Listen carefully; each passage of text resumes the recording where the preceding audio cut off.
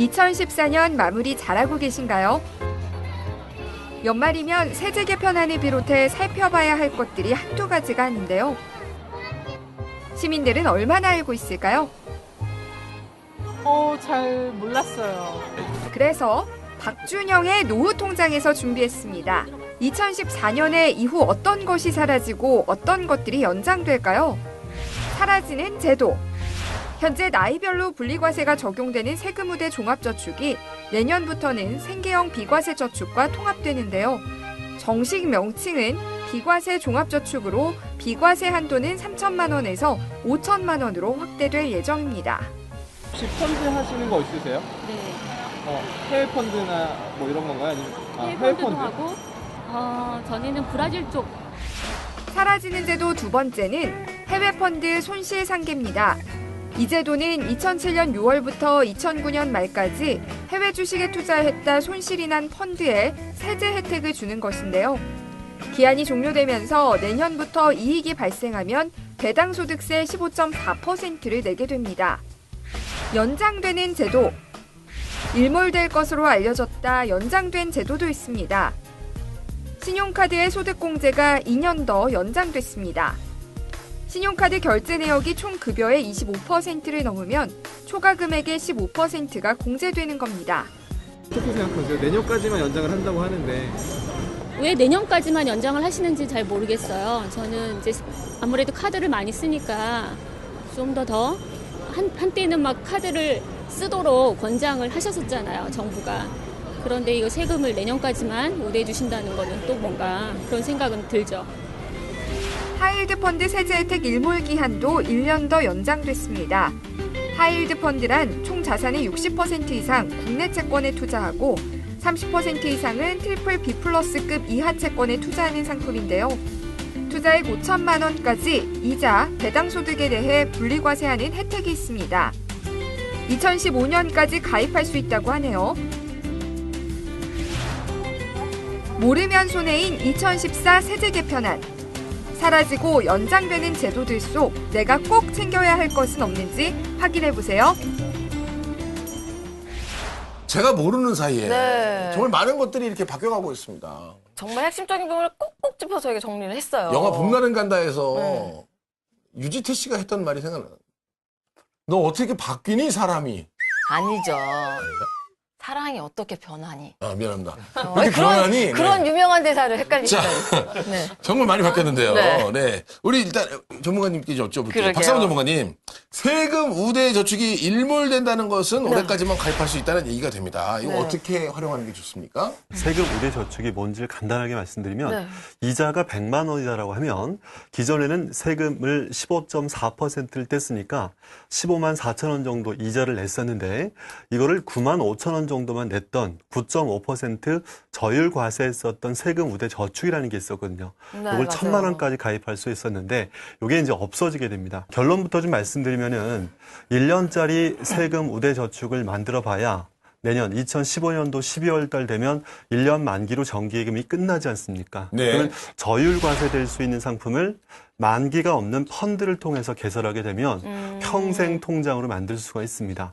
자, 만기를 9,999년. 그래서 요즘에 9999 펀드라고 아는 맞아요. 분들도 계실 텐데요. 네, 네. 뭐 은하철도 999도 아니지만 어쨌든 펀드는 만기가 없다는 것들을 우리가 좀 잘 알고 1,000만 원 정도까지 세금 우대 펀드를 좀 만드시는 것도 좋겠다. 일단 1,000만 원을 다 넣진 않아도 1,000만 원 한도까지의 10,000원 정도라도 작게라도 금액을 만드시면 되니까 저는 이제 결론은 세금 우대 저축은 뭐 20년, 30년 평생 생각하지 말고 한 5년이나 10년 정도의 목표 자금으로 만들어서 이 자금을 활용하는 게 좋겠다라고 말씀을 좀 드릴 텐데 네. 적게라도 펀드를 통해서 계좌를 만들어 놓고 네. 운용하시는 것도 좋은 팁이라고 네. 말씀드리겠습니다. 맞아요. 네네네. 자, 김경록 네. 소장님께 여쭙겠습니다. 이 해외 펀드 손실 네. 상계 기한이 종료되면서 갑작스레 세금을 물게 되지 않을까 걱정하시는 분들도 계시는데요. 그러게요. 해외 펀드 손실 상계를 모르시는 분도 상당히 많이 있어요. 좀 어려운 용어입니다. 이제 2007년 정부가 2007년 6월부터 2009년까지 원래 해외 주식에 대한 자본 차익에 대해서는 과세를 하는데 이 기간 동안은 비과세를 해줬습니다. 그러니까 거기서는 이익을 보더라도 이제 비과세를 해줬죠. 근데 이제 그게 2009년 말까지 이제 종료된다고 그러니까 그때 이제 2007년부터 2009년 사이에 주가가 이제 많이 떨어졌었습니다. 떨어졌는데 그부터 종료되고 나서 이제 다시 이제 펀드의 기준 가격이나 혹은 주가가 올랐는데 자기가 가입했을 때 비해서는 결국 찾을 때 돈이 손해를 보았음에도 불구하고 2009년까지 이제 상황이 종료되니까 2010년부터 벌은 것에 대해서는 무조건 과세를 해야 되는 입장입니다. 돈은 잃었지만. 그래서 그런 부분을 이제 돈을 잃은 것과 돈을 벌은 것을 이제 상계 처리한다는 것을 서로 합해서 계산을 해서 손해본 것 같으면은 세금을 안 내도 되는 겁니다. 그것을 이제 2014년 올해까지 계속 연장을 해줬습니다. 이제 올해로 이제 그게 끝나게 되는 거죠. 그렇게 되면 이제 어떤 현상이 발생하냐면 2007년 6월에 1억을 가입했고 2010년 1월에 이게 6천만 원이 되었는데 지금 1억이 다시 되었다고 그러면은 이 사람은 6천만 원에서 1억 증가한 거에 대한 4천만 원에 대한 자본 차익 세금을 내년까지 넘어가면은 내야 된다는 거죠. 그렇죠. 네. 그래서 가급적 그런 상황에 처해 있는 분이면은 올해 이런 거를 상계 처리해 버려 가지고 일단 끝내고 끝내고 이제 다시 가는 게 좋습니다. 맞아요. 그러니까 일단은 뭐 결국 그 사람 입장에서는 번 게 아닌데 그렇습니다. 네, 번 것처럼 보이는 세제의 부분에서는 변화 때문에 괜히 세금을 내게 맞아요. 되는 거죠. 인정을 해줘야 되니까 그 해외 펀드로 돈 버신 분들 서둘러 환매하셔야 될 것 같아요. 그렇죠? 올해 예정이 되어 있던 신용카드 소득공제의 일몰이 2016년으로 연장됐습니다. 그래서 우리 김지혜 씨도 참 많이들 좋아하고 계셨는데요. 내년과 내후년에는 어떻게 전략적으로 활용해야 좋을까요? 그리고 그러게요. 신용카드 소득공제를 그냥 굳이 해야 됩니까? 이것도 좀 궁금하고요. 네.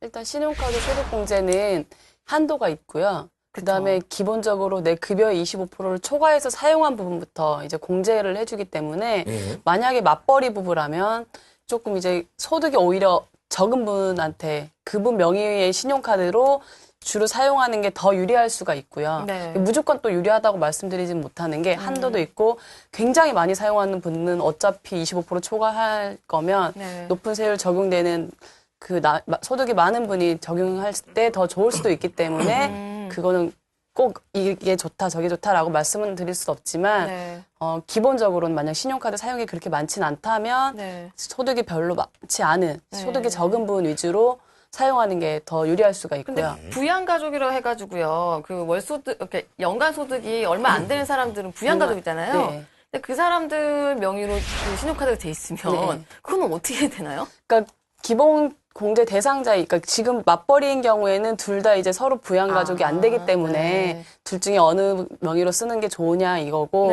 그 다음에는 이제 그 뭐 기본 공제 대상자가 됐을 때는 이제 다른 문제가 되는 거고, 그 다음 지금 세율 같은 경우에는 신용카드가 있고, 체크카드가 있고 현금 영수증이 있는데 신용카드는 15%의 공제 혜택을 주고 있지만 체크카드나 현금 영수증은 30% 그쵸. 공제 혜택을 주고 있거든요. 그래서 보통 이제 연말 되면은 체크카드나 현금 영수증을 많이 사용해서 더 많이 받아라라고 하는 게 그 부분 때문인데 그 재래시장이나 교통카드 같은 경우에는 한도가 또 따로 있어요. 추가로 100만 원 한도를 주는데 이거는 신용카드를 사용하더라도 30%를 적용하기 때문에 교통카드나 이제 재래시장 같은 경우에는 신용카드로 사용하시고 그 외에는 체크카드나 현금 영수증으로 사용하신다면 좀 이제 적극적으로 이제 활용할 수 있는 방법이 되는 거죠. 맞아요. 근데 이런 부분은 내년을 또 대비해야 될 것 같아요. 그쵸. 이미 올해는 저희가 다 소비를 했어요. 그러니까 지금 남은 기간만이라도 해야 되고요. 자, 잠시 후에 또 이 얘기를 하실 시간이 있대요. 그러게요. 박상훈 전문가님, 세금 우대 종합저축을 올해 가입 못했다. 그러면 뭐 대안 상품이 있는지. 그래서 아까 제가 올해까지 이제 며칠 안 남았지만 세금 우대 저축을 펀드로 만들어서 기왕 국내 주식 펀드에 대해서는 어차피 과세가 안 됩니다. 매매 차익, 주식을 팔고 사는 것에 대한 세금이 없으니까 해외 펀드 쪽으로 안전한 해외 채권형 펀드들도 예를 들 텐데 이런 펀드들로 좀 개설하시면 되겠다라는 말씀 좀 드리고요. 자, 세금 우대 저축이 올해 이제 없어졌다. 이 방송을 나중에라도 유튜브로 듣는 분들, 그런 분들은 내년이다라고 생각하신다면 네 가지를 이제 간단하게 정리해 드리겠습니다. 자, 7년 이상 5천만 원 정도 연봉이 안 되는 분들이 가입할 수 있는 7년 이상의 재형 펀드. 7년은 너무 길다. 5년 정도 이상 쓸 수 있는 돈이 필요하다.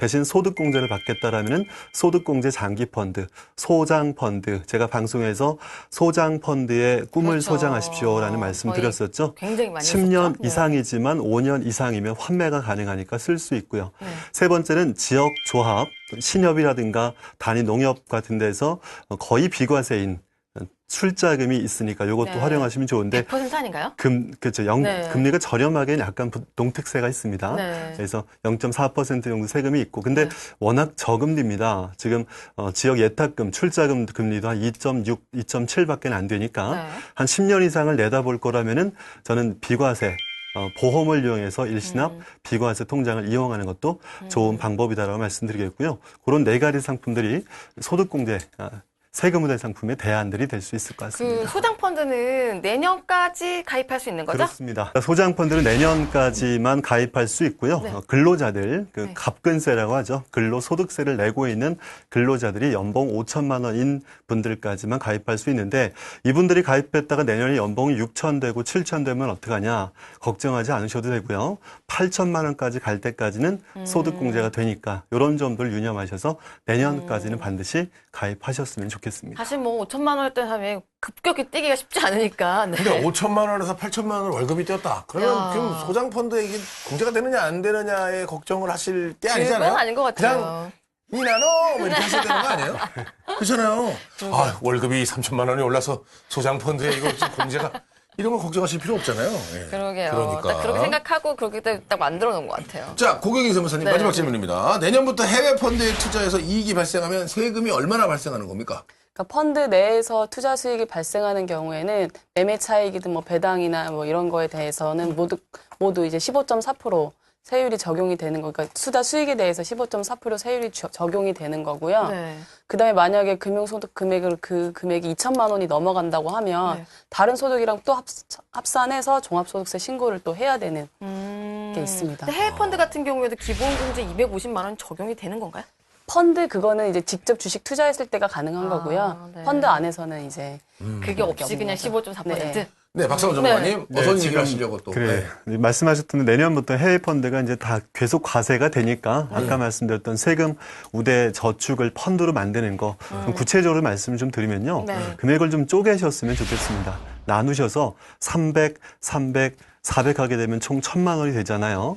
이걸 금액을 다 1,000만 원이 있어서 1,000만 원을 투자할 사람들이 많지는 않을 수 있고 일반적인 근로자들이 또 대출도 있고 그러면은 기본적으로 계좌라도 3개 정도 만들어서 대신 국내 펀드보다는 해외 펀드를 통해서 만기를 길게 설정해서 334 해서 1,000만 원의 한도를 이용하는 펀드를 만드셔 놓으면 좋겠다는 말씀 꼭 근데 사실 드리겠습니다. 요즘에 그 말씀하시는 999 통장이라고 해서 상당히 좀 안다는 사람들은 다 계속 알고 있는데 저는 궁금한 게 그거를 무한대로 만들 수 있어요? 만기를 9,999년도로 설정하면 되긴 됩니다만 네. 우리가 평생 그렇게 지킬 수 있는 돈이 많지는 않겠죠. 그렇게 사시게요? 그래서 아까 말씀드렸던 대로 이천 한 한 100년 정도 하셔도 되지 않아요? 5년이나 10년 정도의 목표 자금으로 생각하시면 될 것 같고요. 네. 10년 이상들은 아까 제가 대안상품으로 말씀드렸던 네. 아예 비과세되는 저축보험을 이용하는 것도 괜찮다 말씀드리겠습니다. 역시 또 보험 쪽으로 결론이 나고 있습니다. 네. 네. 긴급진단 당신의 노후. 저는 정리해 보도록 하겠습니다. 네. 2014년에 일몰되고 연장되는 것들에 대해서 좀 알아봤는데요. 지금 이제 공부가 좀 되셨는지 모르겠습니다. 네. 자, 어쨌든 좀 고민 좀 해서 네. 2015년 활기차게 맞으시길 바라겠습니다.